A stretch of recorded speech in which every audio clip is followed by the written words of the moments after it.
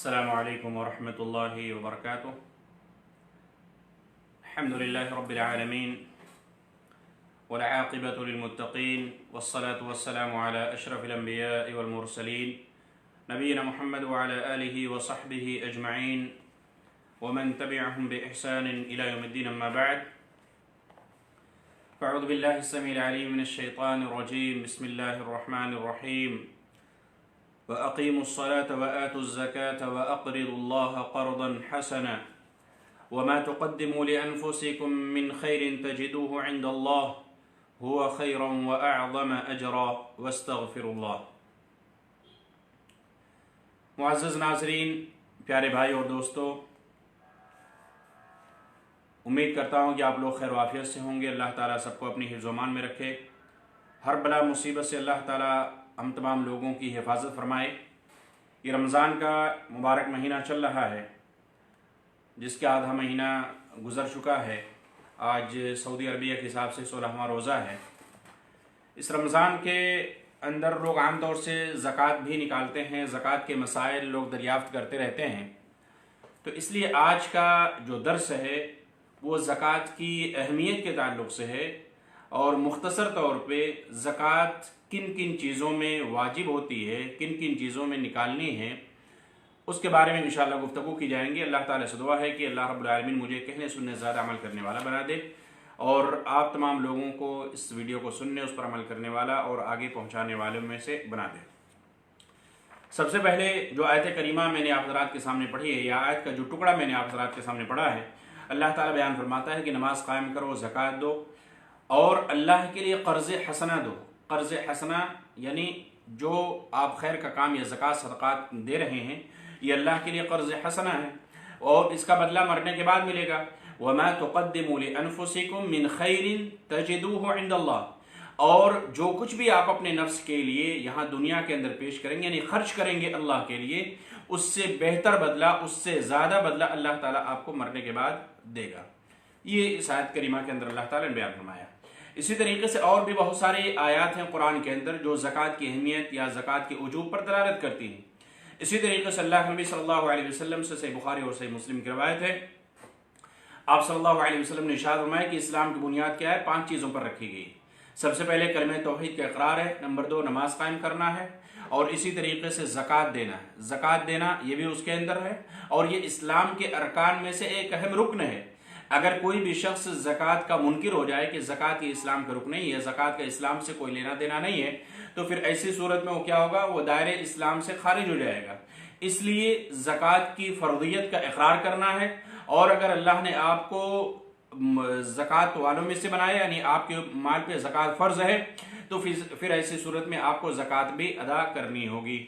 इसी तरीके से रमज़ान के रोज़े रखना या हज करना, ये 5 अरकान हैं जो अल्लाह के नबी सल्लल्लाहु अलैहि वसल्लम ने एक हदीस के अंदर बयान फरमाया। फ़क़ाल रजुल अल हज व सियाम रमज़ान क़ाल ला सियाम रमज़ान वल हज हकज़ा समिअतु मिन रसूलिल्लाह सल्लल्लाहु अलैहि वसल्लम। यानी तक़दीम व ताख़ीर से कहीं पे रमज़ान पहले, कहीं पे हज पहले है।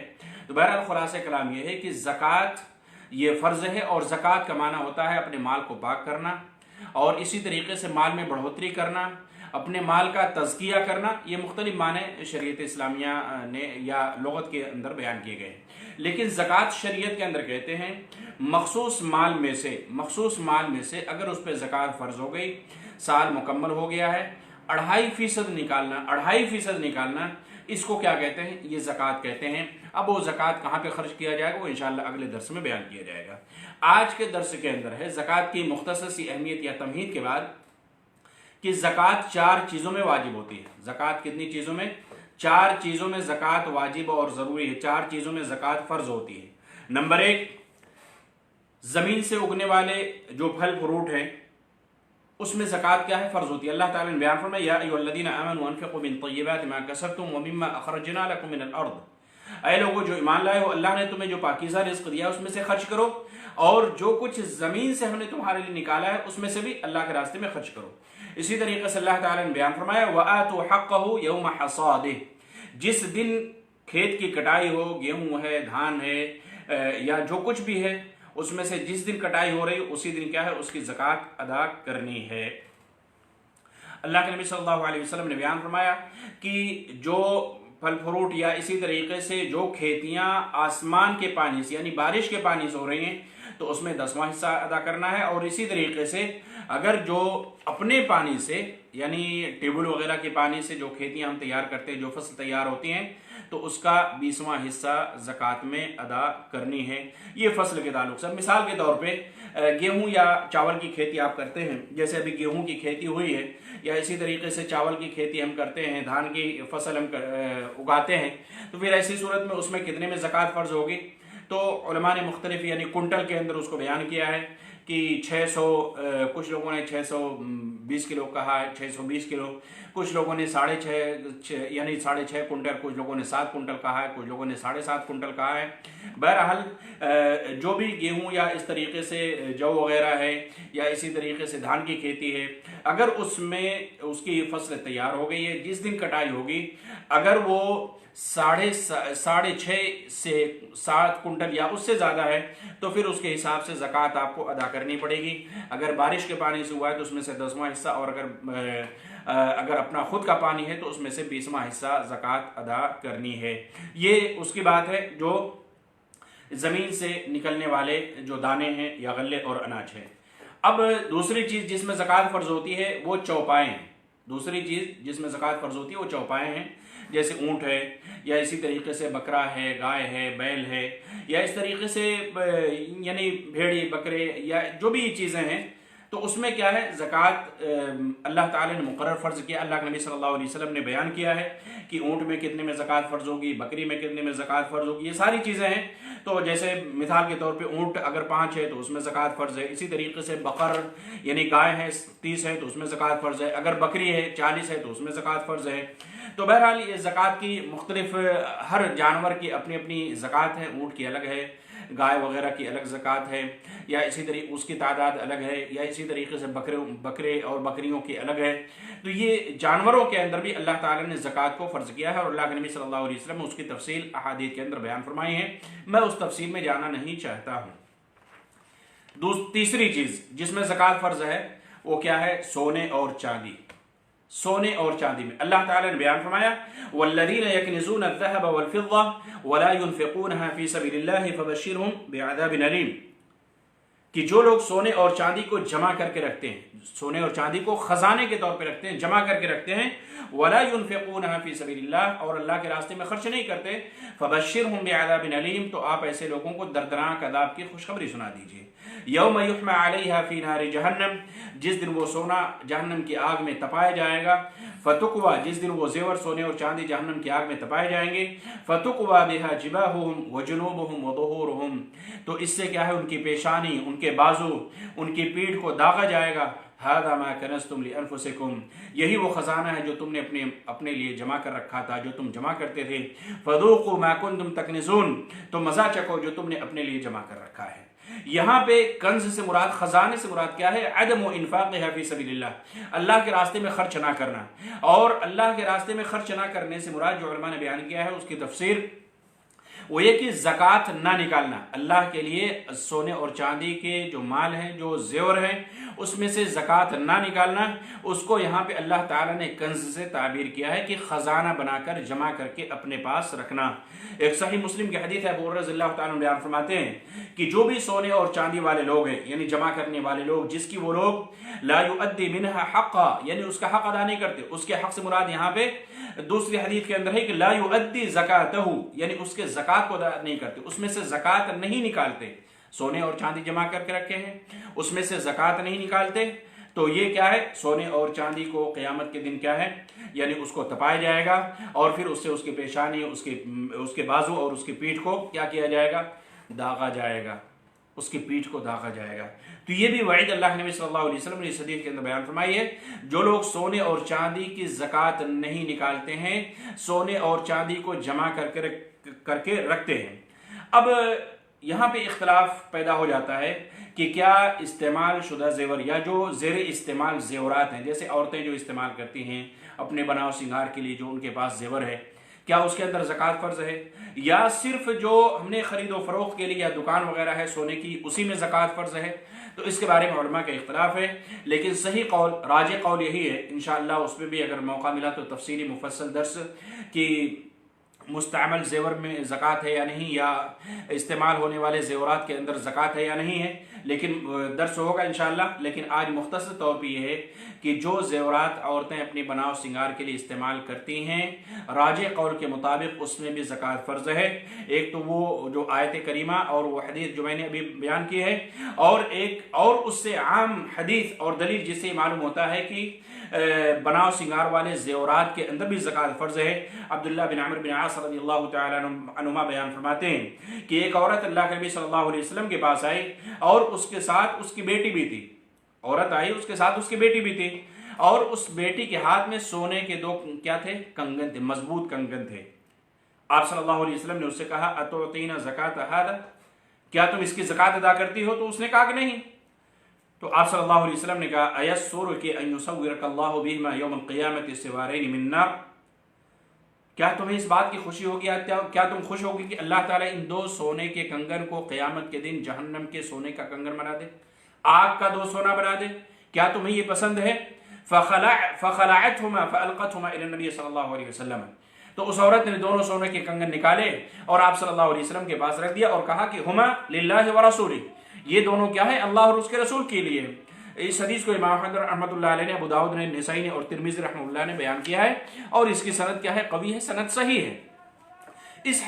ये हदीस आम है, ये हदीस आम है। इस हदीस को सामने रखते हुए उलमा ने बयान किया कि राजे मसला यही है, सही कौल यही है कि जो मुस्तअमल जेवरात हैं, जो इस्तेमाल में जेवरात मौजूद हैं, जो औरतें अब ख़रीदी हैं अपने बनाव श्रृंगार के लिए, शौहरों के सामने ज़ेब व ज़ीनत के लिए, ऐसे जेवरात के अंदर भी ज़कात फ़र्ज है, ऐसे जेवरात के अंदर भी ज़कात है, निकालना चाहिए। ये अमूमी हदीस है। और इसी तरीके से एक और हदीस हज़रत आयशा रज़ियल्लाहु तआला के बारे में आता है कि उन्होंने सोने चांदी का कुछ कंगन बना लिया था। आप सल्लल्लाहु अलैहि वसल्लम ने देखा तो कहा कि ये क्या है? तो उन्होंने कहा कि ये मैं बनाई हूँ, जो आपके सामने ज़ीनत इख्तियार करने के लिए मैंने बनाया है। तो आप सल्लल्लाहु अलैहि वसल्लम ने कहा कि क्या तुम इसकी ज़कात अदा करती हो? तो उन्होंने कहा कि नहीं, या इस जैसे कोई दूसरे जुमले कहा।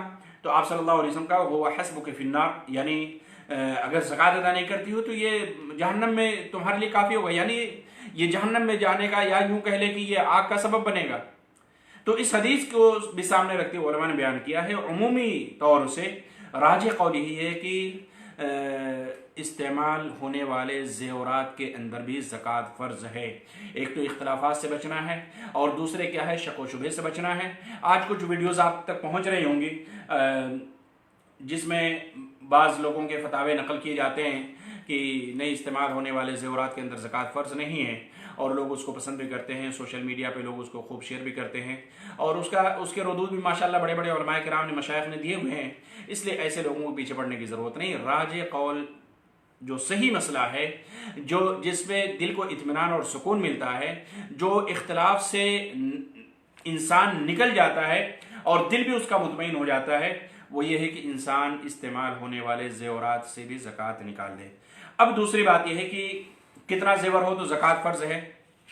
तो 85 ग्राम सोना, 85 ग्राम सोना अगर किसी के पास है, 85 ग्राम सोना अगर किसी के पास है, 85 ग्राम या उससे ज़्यादा, कम पे नहीं है, 85 ग्राम या उससे ज़्यादा अगर मौजूद है, उस पर साल गुजर चुका है, तो फिर ऐसी सूरत में 2.5% 2.5 के हिसाब से उसको ज़कात यानी 40वां हिस्सा ज़कात अदा करनी होगी। 40वां हिस्सा, अगर आपके पास 85 ग्राम या उससे ज़्यादा सोना है, साल गुजर चुका है, 2.5% के हिसाब से ज़कात आपको अदा करनी होगी।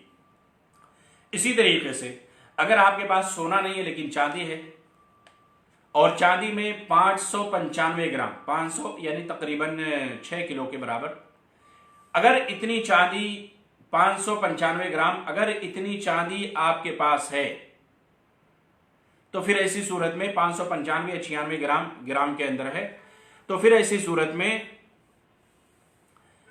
आपके ऊपर ज़कात फ़र्ज है। आपके ऊपर क्या है? ज़कात फ़र्ज है। अगर चांदी 595 या 96 ग्राम है, गालिबन मैं मुश्तबा हो रहा हूँ, और चांदी 85 ग्राम या उससे ज़्यादा है, तो फिर आपके ऊपर ज़कात फ़र्ज है, और 2.5% के हिसाब से ज़कात अदा करनी पड़ेगी।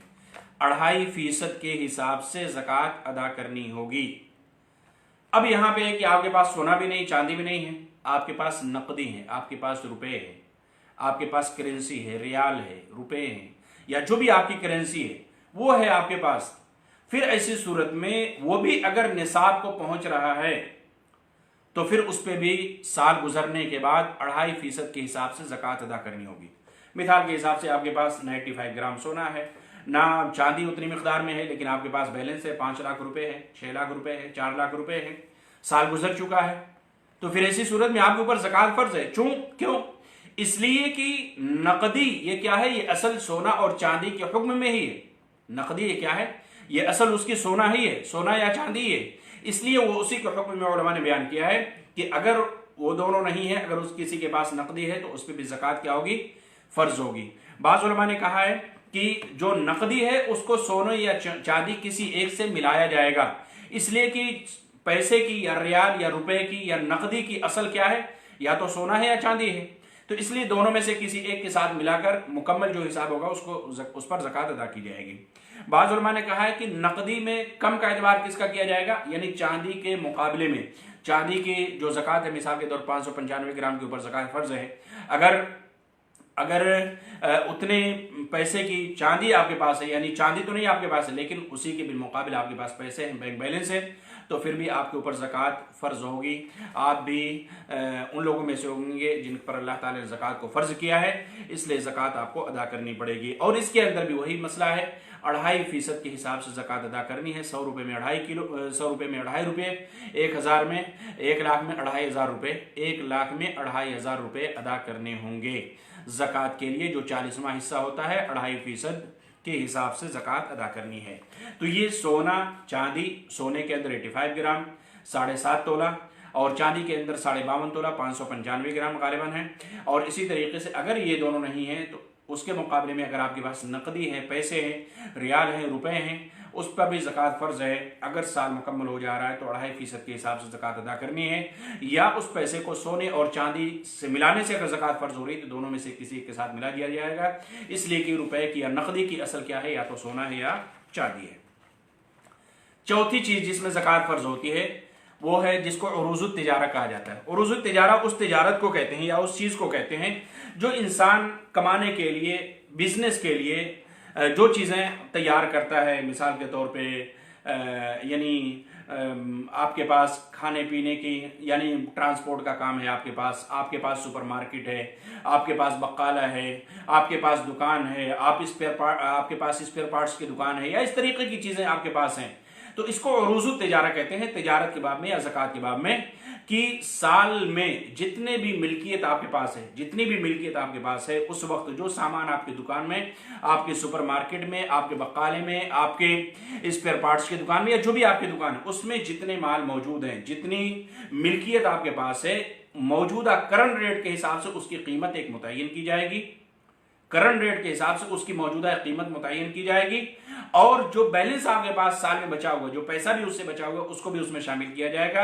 या अगर आपने किसी को कर्ज दिया है, वो भी मिलने का चांस है, तो उसको भी उसमें शामिल किया जाएगा। अगर मिलने का चांस नहीं है तो उसको शामिल नहीं किया जाएगा। बहरहाल खुलासे की तमाम की मिल्कियत को सामने रखकर एक कीमत मौजूदा मार्केट के हिसाब से, मौजूदा रेट के हिसाब से मुतय्यन की जाएगी, और फिर उसमें से 2.5% ज़कात निकाली जाएगी।